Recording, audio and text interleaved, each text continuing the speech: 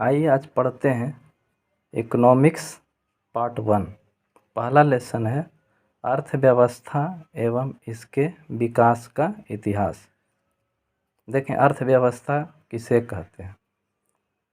अर्थव्यवस्था आर्थिक क्रियाओं की एक ऐसी व्यवस्था है जिसके अंतर्गत लोग कार्य करके अपनी आजीविका चलाते हैं, जैसे कृषि, उद्योग, व्यापार।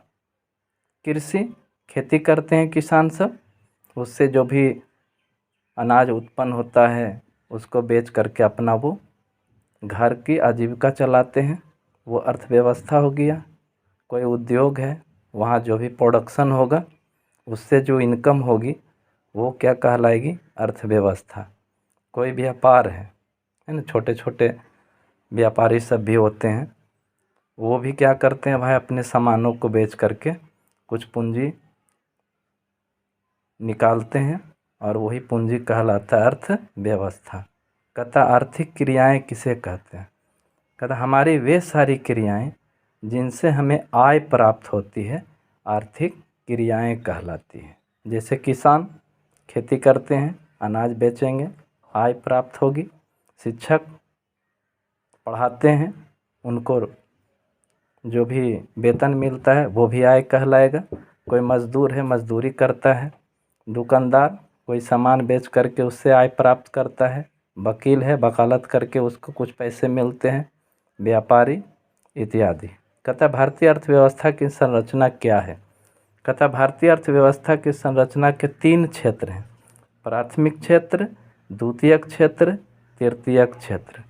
प्राथमिक क्षेत्र के अंतर्गत आता है कृषि, पशुपालन, वन, मत्स्य।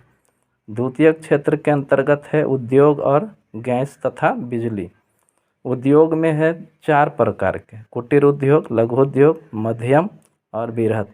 और तृतीयक क्षेत्र में जो भी बच गया, जैसे बैंकिंग क्षेत्र, परिवहन क्षेत्र, संचार क्षेत्र, व्यापार एवं अन्य जो भी सेवाएं हैं।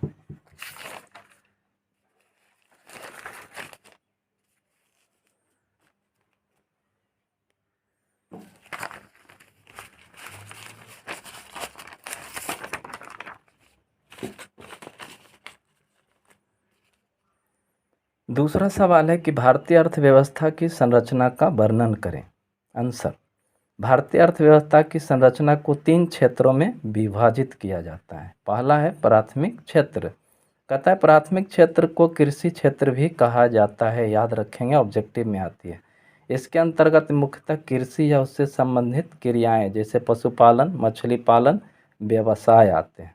द्वितीयक क्षेत्र, ये भी ऑब्जेक्टिव दृष्टिकोण से बहुत ही इम्पोर्टेंट है कि द्वितीयक क्षेत्र को औद्योगिक क्षेत्र भी कहा जाता है।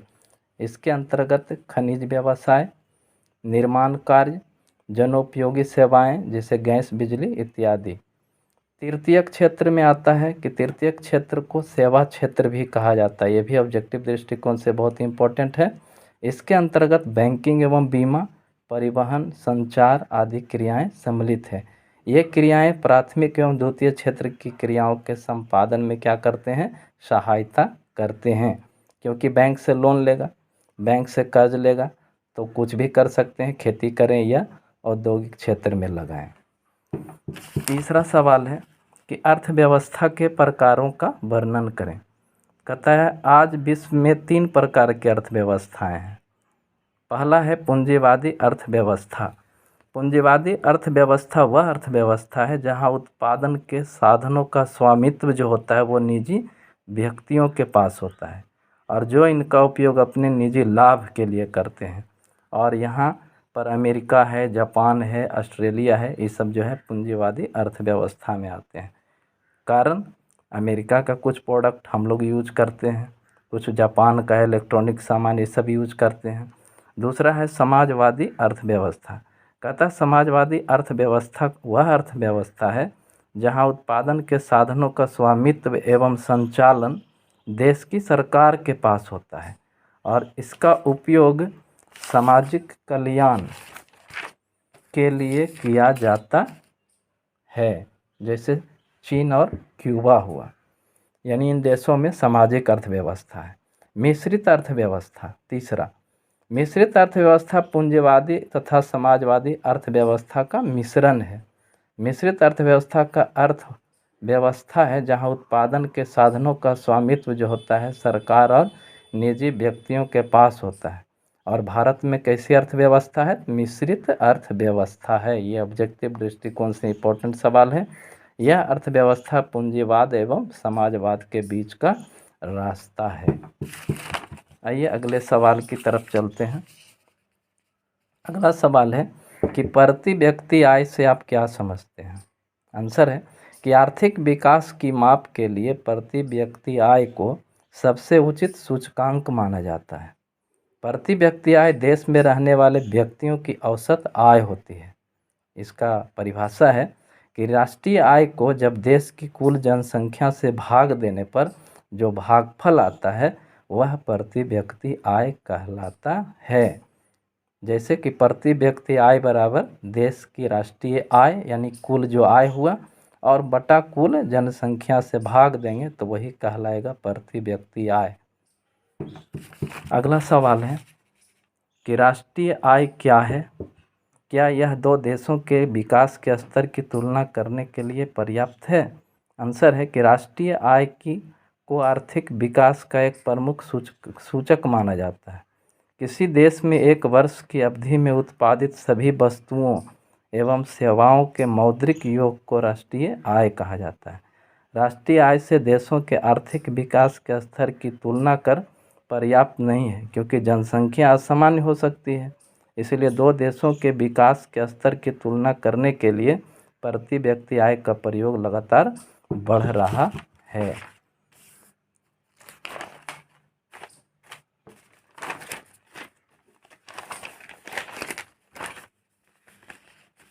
कहता है कि आर्थिक विकास के प्रमुख आर्थिक कारणों का उल्लेख करें।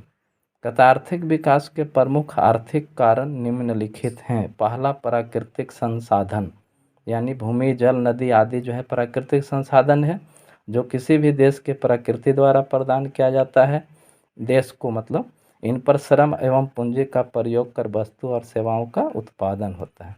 दूसरा है पूंजी निर्माण। कहता अर्थव्यवस्था के विकास में पूंजी का योगदान महत्वपूर्ण है। इससे श्रम की उत्पादकता, अर्थव्यवस्था की उत्पादन क्षमता और राष्ट्रीय आय के स्तर में वृद्धि होता है। पूंजी ही नहीं है तो कोई भी देश कैसे विकास करेगा। तीसरा है तकनीकी विकास। इसका अभिप्राय है कि श्रेष्ठ तकनीक आधुनिक विधियों से को किस विकास और प्रयोग से है।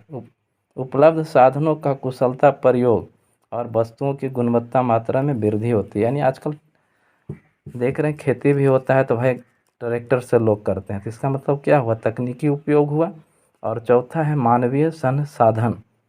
मानवीय संसाधन में है कि इससे उत्पादन के अन्य साधनों का प्रयोग और उत्पादन की प्रक्रिया संभव होता है।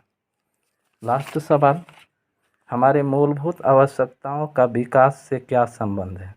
कहता आवश्यकताओं का विकास से घनिष्ठ संबंध है। विकास के लिए किया गया प्रयास मनुष्य की आवश्यकताओं से प्रेरित है।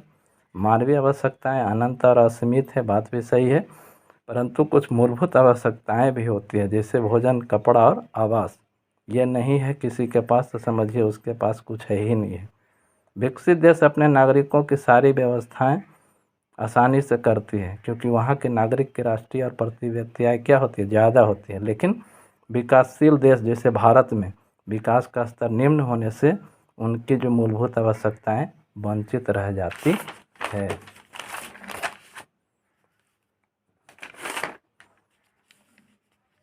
कहता है अगला सवाल कि मानव विकास सूचकांक क्या है? आंसर है कि मानव विकास सूचकांक संयुक्त राष्ट्र की एक संस्था है जो संयुक्त राष्ट्र विकास कार्यक्रम द्वारा 1990 से प्रतिवर्ष प्रकाशित की जाती है। मानव विकास सूचकांक के अंतर्गत लोगों के शैक्षिक स्तर, स्वास्थ्य, प्रति व्यक्ति आय के आधार पर देशों के आर्थिक विकास की तुलना की जाती है।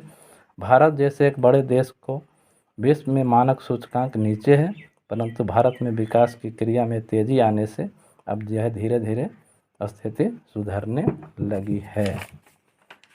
सतत विकास से आप क्या समझते हैं? कहता सतत विकास वह है जिसमें हम भावी पीढ़ियों की आवश्यकता पूर्ति की क्षमता से कोई समझौता किए बिना अपनी वर्तमान आवश्यकताओं को पूरा करते हैं। वर्तमान और भविष्य से समझौता किए बिना अपनी वर्तमान आवश्यकताओं को पूरा करते हैं।